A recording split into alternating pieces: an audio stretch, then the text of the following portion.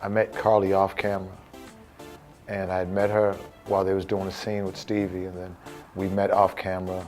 She asked me for my number, and then we went on a date, and then everything was off camera. You know, I was trying to keep it kind of away from the Love and Hip Hop cameras, you know. But then I get a call the next day from Mona saying, "Nah, if you're gonna date one of the cast members, you know, you gotta bring the cameras out."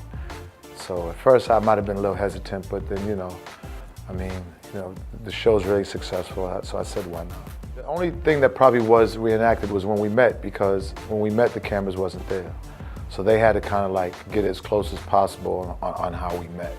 But everything else that you see is pretty much, you know, yeah, me and Carly, yeah. On one angle, it's kind of good because even when you see, like I just seen the situation where we kind of got into the argument, and I think I got a little bit too heated.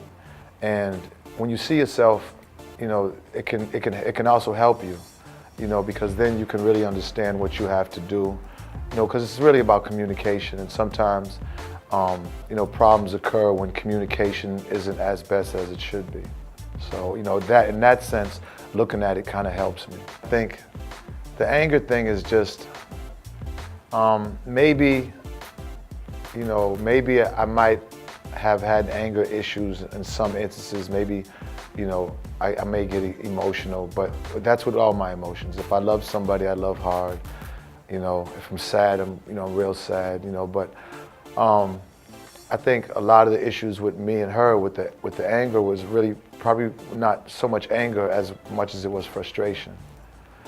And, you know, trying to make this relationship work within all the cameras and within her and her career, I think it was pretty much more frustration than it was anger, to be honest.